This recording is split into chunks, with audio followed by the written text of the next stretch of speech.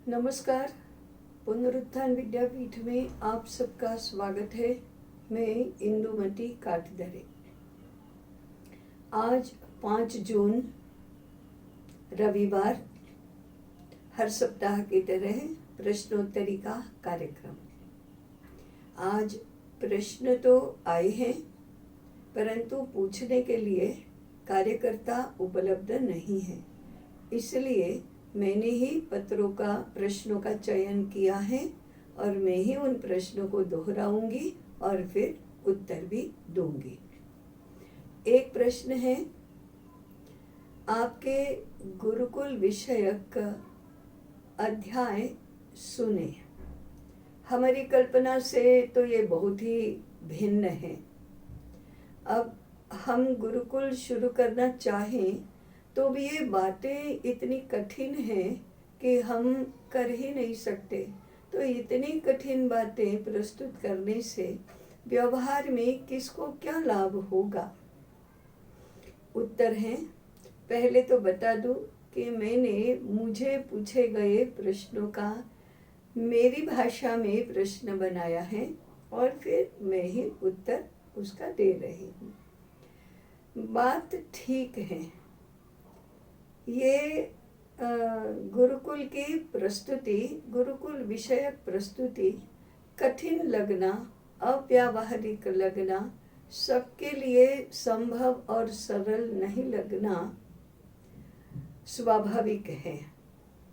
इसका कारण ये है कि गुरुकुल के बारे में हमने अपने मन में कुछ कल्पनाएं पहले ही बना ली हैं।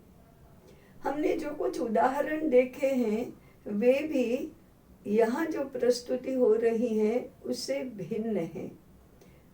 हम अपने बच्चों के लिए गुरुकुल चाहते हैं और ऐसे ही बच्चे उपलब्ध हैं, इसलिए गुरुकुल चलाने के लिए कुछ लोग तैयार हो जाते हैं, सिद्ध हो जाते हैं और शुरू कर देते हैं। अब अधिकांश ये छोटे बच्चों के लिए गुरुकुल होते हैं। बड़े छात्रों के लिए गुरुकुल की अभी तो कल्पना नहीं होती।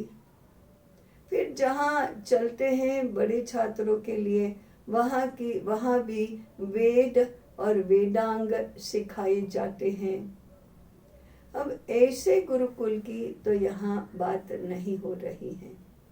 हम चाहते हैं कि 21वीं शताब्दी में सर्वजन सुलभ और सर्वजन के लिए आवश्यक इस रूप में गुरुकुल चलना चाहिए। गुरुकुल का अर्थ है विद्यालय, गुरुकुल का अर्थ है महाविद्यालय, गुरुकुल का अर्थ है विश्वविद्यालय। परंतु उसका वैशिष्ट्य ये है कि यह भारतीय ज्ञान देने वाला, भारतीय पद्धति से ज्ञान देने वाला विद्यालय, महाविद्यालय या विश्वविद्यालय हो। इसका विचार तो स्वतंत्र रूप से करना ही होगा और इसलिए हमारा प्रतिपादन हमेशा ये रहा है कि जिस किसी को भी गुरुकुल शुरू करना है उसे स्वयं आचार्य बनकर, आचार्य के नाते तैयार होना पड़ेगा। स्वयं आचार्य बनेंगे तो गुरुकुल शुरू कर सकेंगे। और कैसे भी शिक्षित और बुद्धिमान व्यक्ति को स्वयं को आचार्य के रूप में परिवर्तित करने के लिए कुछ अध्ययन करना पड़ेगा।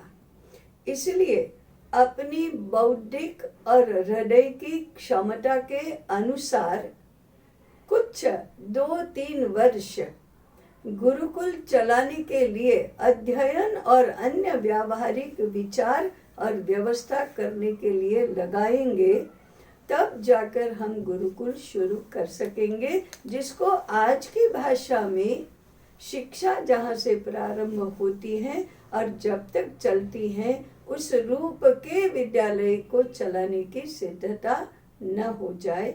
ऐसा प्रारंभ करने के लिए आचार्य को 2-3 वर्ष पहले तो तैयारी करके अध्ययन करके स्वयं को गुरुकुल चलाने वाले आचार्य के रूप में प्रस्तुत करे, यहाँ तक पहुंचना होगा। अगर ऐसा करना है तो हमारा शिक्षा क्रम, आचार्य अध्येता के नाते हमारे व्यवस्था, विचार, ये सब हमको करना होगा। इन बातों का यहाँ विचार हो रहा है। इसलिए भारत के लिए, संपूर्ण भारत के लिए, सर्वसामान्य सभी लोगों के लिए भारतीय ज्ञान देने वाला विद्यालय उपलब्ध हो सके, इस दृष्टि से यहाँ मूल से शुरू करके प्रस्तुति हो रही है। अब व्यावहारिक या कठिन लगने की पूरी संभावना तो है, परंतु हमारा निवेदन है कि इसको व्यापक संदर्भ में समझने का प्रयास करें। हम धीरे धीरे उसको स्पष्ट करते जाएंगे। मामले जो उलझ गए हैं उनको सुलझाकर प्रस्तुत करने का प्रयास अवश्य करेंगे। उस रूप में आप गुरुकुल की संकल्पना को अपने मन में भी स्पष्ट करते जाएंगे, तो फिर ये विषय और कठिन या अव्यावहारिक ऐसा नहीं लगेगा। इतना ही निवेदन है। धीरे धीरे देखते हैं कैसा होता है। दूसरा प्रश्न आया है, थोड़ा मजेदार भी है। वे पूछ रहे हैं कि पुराने जमाने में भी गुरुकुलों का पोषण तो राजा करते थे। आज भी शिक्षकों को विद्यालयों को अनुदान और शिक्षकों को वेतन सरकार देती है, तो उसमें क्या अंतर है? और आप अर्थनिरपेक्ष शिक्षा की बात करते हैं, परंतु क्या आज सरकारी मान्यता से, सरकारी वेतन व्यवस्था के साथ साथ गुरुकुल नहीं चल सकता? ऐसी कोई संभावना ही नहीं है क्या? और ऐसी कोई संभावना यदि नहीं है तो फिर गुरुकुल की चर्चा करने से क्या लाभ है? मैंने कहा प्रश्न मजेदार है। पहले राजा और समाज दोनों ही गुरुकुल का पोषण करते थे, परंतु गुरु को नौकरी में नहीं रखते थे। गुरु को हमारी आवश्यकताएं पूर्ण करो इस रूप में शुल्क नहीं देते थे। वे पोषण करते थे तो उनकी सेवा के रूप में धन समर्पित करते थे। आधिपत्य तो गुरु का रहता था। ये बहुत बड़ा अंतर है। आज भी समाज ऐसा करने के लिए तैयार है, परंतु गुरु की मानसिकता जिनके पास है, ऐसे शिक्षकों की कमी है। यह अर्थव्यवस्था की सुरक्षा पहले चाहते हैं, बाद में हम गुरु बन सकते हैं, ऐसा चाहते हैं। इसलिए यह संभव नहीं है। सरकारी व्यवस्था में ये सारा चलने के बाद समझो गुरुकुल चलाना संभव है, ऐसा मान ले, तो गुरु क्या अपनी इच्छा से, अपनी बुद्धि के अनुसार पाठ्यक्रम बना सकता है क्या? नहीं बना सकता।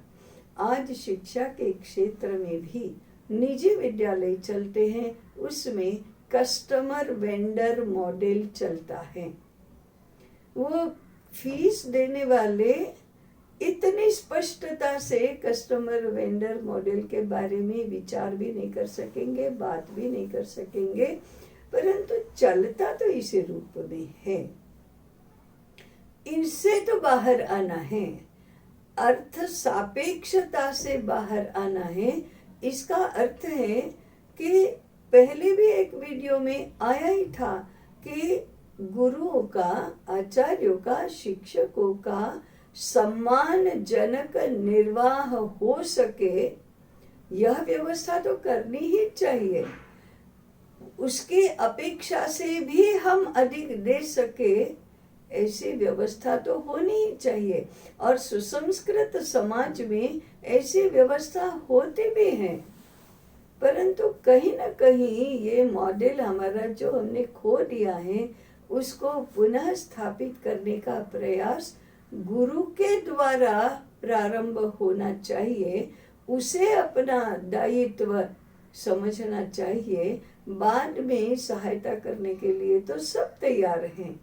इसलिए सरकारी वेतन की व्यवस्था में नहीं चलेगा, इसका अर्थ है नियंत्रण में नहीं चलेगा। गैर शैक्षिक व्यवस्था के नियंत्रण में शैक्षिक व्यवस्था नहीं चलेगी। इस प्रकार की कल्पना लेकर हमें अर्थनिरपेक्ष शिक्षा और भारतीय ज्ञान पर आधारित गुरुकुल की संकल्पना को विकसित करना चाहिए। ये थोड़ी कठिन बात है, कल्पना में आना भी कठिन है, संभव कम लगता है, परंतु जो इस स्तर का विचार करते हैं उनको तो ये बात सीधे स्पष्ट हो जाएगी। इन वीडियोस में बहुत संक्षेप में सूत्र रूप में ही बताना होता है। यदि पुनरुत्थान विद्यापीठ के कार्यक्रमों में आपका सम्मिलित होना संभव होगा तो इस विषय की अधिक स्पष्टता भी उसमें हो पाएगी। तीसरा प्रश्न भी मूल जिज्ञासा का है। वे पूछते हैं कि आप हर वीडियो में पुनरुत्थान विद्यापीठ में आपका स्वागत है ऐसा कहते हैं। ये पुनरुत्थान विद्यापीठ क्या है, क्या करता है, और ये गुरुकुल और भारतीय अर्थशास्त्र और ज्ञान सागर महाप्रकल्प ये विषय क्या है, ये तो जरा असाधारण, अनकॉमन ऐसा लगता है। तो जरा ये विद्यापीठ के बारे में भी कुछ जानकारी मिलेगी तो अच्छा रहेगा। उत्तर है, हमें तो बहुत ही आनंद होता है आप पुनरुत्थान विद्यापीठ के बारे में जानना चाहते हैं, परंतु हम विस्तार से अभी नहीं बताएंगे। पुनरुत्थान विद्यापीठ शिक्षा के बारे में जितनी भी बातें, गुरुकुल के बारे में जितनी भी बातें बता रहा है, उन सभी बातों को क्रियान्वयन के स्तर पर लाने के लिए प्रयास कर रहा है। पुनरुत्थान विद्यापीठ भारत में भारतीय शिक्षा की प्रतिष्ठा चाहता है। पुनरुत्थान विद्यापीठ चाहता है कि देश भर में जितने भी विद्यालय चलते हैं, जिस स्तर के भी महाविद्यालय, विश्वविद्यालय, अनुसंधान केंद्र आदि सब चलते हैं, वे सारे भारतीय ज्ञान देने वाले बने। हमारे देश में जितनी भी व्यवस्थाएं चलती हैं वो भारतीय ज्ञान के आधार पर बने। अगर परिवर्तन करना है तो परिवर्तन संभव हो सके। पुनरुत्थान विद्यापीठ मानता है कि यूनिवर्सिटी इस प्रकार के परिवर्तन का केंद्र है। तो फिर ये यूनिवर्सिटी का मॉडल क्या होगा? पुनरुत्थान विद्यापीठ इस प्रकार की भारतीय यूनिवर्सिटी का मॉडल निर्माण करना चाहता है। ऐसे पुनरुत्थान विद्यापीठ के प्रयास हैं। पुनरुत्थान विद्यापीठ स्वयं एक गुरुकुल है जहां आचार्यों के निर्माण के लिए अध्ययन योजना चलती है और साथ में शिक्षा क्षेत्र में किस प्रकार का परिवर्तन चाहिए इसके लिए संपर्क, अध्ययन, अनुसंधान, चर्चा, विचार, ये सारी बातें भी करती हैं। ये तो मैंने बहुत संक्षेप में परिचय दिया है। अधिक विस्तार से तो कभी प्रत्यक्ष या अप्रत्यक्ष ऐसी बात हो ही सकती है। इसके बाद के 2-3 प्रश्न हैं। एक तो ज्ञान सागर के बारे में है और 2 भारतीय अर्थशास्त्र के बारे में है। पहले ज्ञान सागर का प्रश्न लेते हैं। प्रश्न है, ज्ञान सागर में आप 1051 ग्रंथ प्रकाशित करने की योजना बता रहे हैं, ये क्या संभव होने वाला है? हमें तो जरा संदेह ही है। और इसी के साथ जुड़ा हुआ प्रश्न है, ये 1051 ग्रंथ कौन पढ़ने वाला है, किसके लिए ये उपयोगी है, और आप कहाँ पहुंचाएंगे इनको? प्रश्न तो बहुत ही महत्वपूर्ण है। संदेह निर्माण होना स्वाभाविक तो है, परंतु आपको हम विश्वास दिलाते हैं कि अभी तक 1051 ग्रंथ में से 5-7 को छोड़कर बाकी सारे ग्रंथ उनके मूल स्वरूप में लिखकर तैयार हो गए हैं। अभी उनका टाइप करने का और मुद्रित शोधन का और सेटिंग का काम चल रहा है। हमारा मानस है कि इस आने वाली 13 जुलाई की गुरु पूर्णिमा के दिन, जब हमारे सारे कार्यकर्ता यहाँ इकट्ठे होने वाले हैं, तब हम ये सारे ग्रंथ उनके मूल रूप में सबके दर्शन और पूजन के लिए प्रस्तुत करेंगे।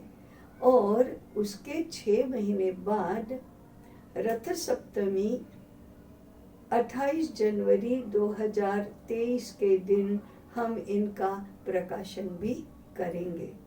और जो भी इसमें रुचि रखते हैं, जो भी इसके विषय में जिज्ञासा रखते हैं, उन सबको उस कार्यक्रम में सहभागी बनने का अभी भी निमंत्रण है।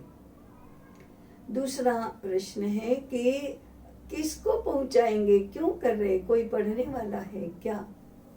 बात ठीक है कि 1051 ग्रंथ जो भी खरीदेगा वो स्वयं पढ़ने वाला नहीं है।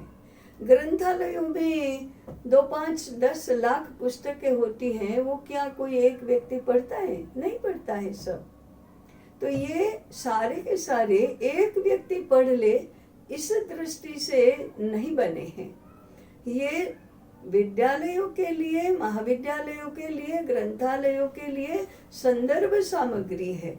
इन ग्रंथों के आधार पर एक बुद्धि के, विचार के क्षेत्र में, ज्ञान के क्षेत्र में जो भारतीयता की कल्पना कर रहे हैं, उनके लिए ये सामग्री है। तो जिन जिन विषयों में जो भी भारतीयता के आधार पर पाठ्यक्रम बनाना चाहता है, पढ़ना चाहता है, उनके लिए पाठ्यक्रम बन सके और संदर्भ सामग्री भी तैयार हो, तो अध्यापकों और अध्येताओं दोनों के लिए पढ़ना पढ़ाना सुलभ होगा। इसके लिए यह संदर्भ सामग्री है। उसमें से कई ग्रंथ घरों में जा सकते हैं, कई ग्रंथ प्राथमिक विद्यालयों में जा सकते हैं, कई ग्रंथ महाविद्यालयों में जा सकते हैं, कई ग्रंथ शोधकर्ताओं के लिए हैं, कई ग्रंथ ऐसी विद्वत गोष्ठियां हो सके उनके विषय तैयार करने के लिए भी हैं। शोध के विषय और शोध के महाप्रकल्प हम चला सके, इसके लिए है। ये फिर भी हम कहते हैं कि ये तो केवल नमूने के ग्रंथ हैं। भारतीय शिक्षा को दिशा कौन सी होनी चाहिए, आधार कौन सा होना चाहिए और उसका अंतर्बाह्य स्वरूप क्या होना चाहिए, ये एक साथ दिखाने का ये प्रयास है। इस प्रयास को देखकर और लोग इस प्रकार का प्रयास कर सके, यह हमारा उद्देश्य है। इसलिए हम ये ग्रंथ प्रकाशित कर रहे हैं। आपको थोड़ी प्रतीक्षा करनी पड़ेगी, बाद में भौतिक रूप में ये ग्रंथ आपको देखने के लिए मिलेंगे। तब तक के लिए विश्वास बनाकर रखिए, इतना ही निवेदन है। इसके बाद का प्रश्न है अर्थशास्त्र के बारे में। प्रश्न हैं वे भी इस बार के सारे प्रश्न ऐसे मूल के और गंभीर स्वरूप के प्रश्न हैं।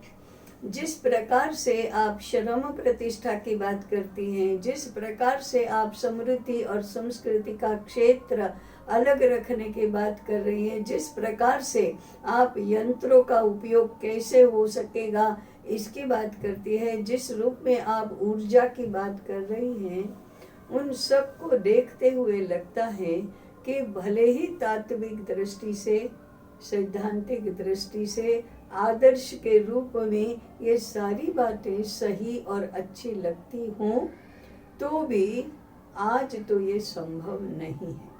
कोई युवा मानेगा नहीं। युवा अगर ऐसा करने के लिए जाएगा तो वो कमाएगा ही कैसे? अर्थार्जन किसी के लिए संभव ही नहीं होगा। प्रश्न बड़ा चिंता प्रेरक है। चिंता इस बात की कि भारतीय पद्धतियों से हम इतने अपरिचित और अज्ञात हैं। हम जानते ही नहीं हैं कि 100 वर्ष पहले तक इसी प्रकार की व्यवस्थाएं भारत में थी। हजारों वर्षों से हम समृद्ध रहे हैं।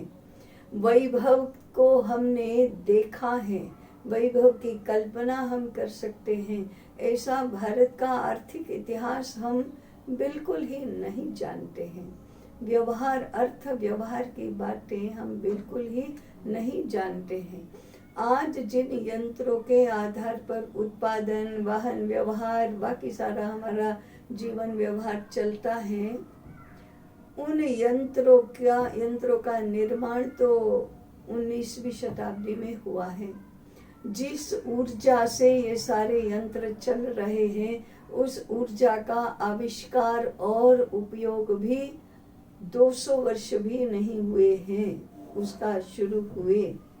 जिस पद्धति से हमारा कॉरपोरेट सेक्टर चलता है, उससे बहुत भिन्न तरीके से भारतीय कॉरपोरेट सेक्टर चलता था। हमारे यहाँ भी बहुत देश विदेश का व्यापार करने वाली व्यापारी पीढ़ियां थी। ये सब होता था। वैभव जैसा हमने देखा ऐसा किसी ने कल्पना भी नहीं की। समृद्धि जितनी हमने प्राप्त की, किसी को ऐसा प्राप्त करने का भाग्य नहीं मिला। और ये भी हजारों वर्षों से। सस्टेनेबिलिटी का अर्थ क्या होता है, इसको तो हमने साकार किया है, हमने बताया है, हमने जिया है, हमने इसी व्यवस्थाएं बनाई हैं। दुर्दैव ये है कि आज हम इसमें से किसी को भी नहीं जानते हैं, और अगर कोई बताने का प्रयास करे तो विश्वास नहीं करते हैं। पुनरुत्थान विद्यापीठ का प्रयास है कि इन बातों को पहले सिद्धांत के रूप में स्पष्ट करते जाए, बौद्धिक दृष्टि से इसको सुलझाते जाए, इसका प्रतिपादन मूल रूप में करें, और धीरे धीरे व्यवहार के मॉडल हमारे क्या होंगे इसकी प्रस्तुति करते जाएं। देश भर में आज इन सिद्धांतों के आधार पर प्रयोग तो हो ही रहे हैं। इन प्रयोगों को प्रतिष्ठित करने की आवश्यकता है, अपनाने की आवश्यकता है। विद्यापीठ चाहता है कि धीरे धीरे करके हमारी आधारभूत समझ प्रस्थापित हो, प्रतिष्ठित हो, स्वीकृत हो। पहले बुद्धि में स्वीकृत हो और फिर बाद में हम व्यवहार में भी इसको साकार करें। कोई भी एक विचार, कोई भी एक मॉडल, कोई भी एक संकल्पना, कोई भी एक व्यवस्था पहले हृदय में जन्म लेती है, उसके बाद वह बुद्धि में स्पष्ट होती है, उसके बाद वह वाणी में अथवा लेखनी में प्रकट होती है, और उसके बाद कृति में उतरती है। यही व्यावहारिक बात है, यही व्यावहारिक पद्धति है। आज यदि कोई नहीं मानेगा, ऐसा नहीं है, लोग मानते हैं। परंतु कई बार जानते ही नहीं हैं। तो जानना, मानना और करना, तीनों बातों को धीरे धीरे धीरे करके हम स्थापित करना चाहते हैं। लोग समझें, माने, जाने और करें, इसके लिए धैर्य पूर्वक, स्थैर्य पूर्वक प्रयास करने की आवश्यकता है। आज के क्षण में जो असंभव और अव्यावहारिक लगता है, वह 10, 20, 25 वर्षों में धीरे धीरे करके व्यवहार्य होने लगता है, समझ में आने लगता है, सहमति प्राप्त कर लेता है। शिक्षा का ही सवाल है। एक पीढ़ी की शिक्षा यदि इस प्रकार से होती है तो 25 वर्ष के बाद ये बातें सहज स्वाभाविक लगने लगती है। इतना ही अभी कहना पर्याप्त है। मेरे विचार से समय हो गया है, इसलिए हम यहाँ रुकेंगे। इस बार के प्रश्न पूर्व के प्रश्नों से काफ़ी अलग थे। इसका अनुभव आपको भी हुआ होगा, मुझे भी हुआ है। मैंने चयन करके ही ऐसे प्रश्नों को पूछना अधिक उपयोगी माना है। इस दृष्टि से यह प्रस्तुति है। हम धीरे धीरे इस विषय में स्पष्टता प्राप्त करते जाएंगे। इतना ही निवेदन है। जुड़े रहें, स्वीकृति बनाए और चिंतन में सहयात्री बने। नमस्कार।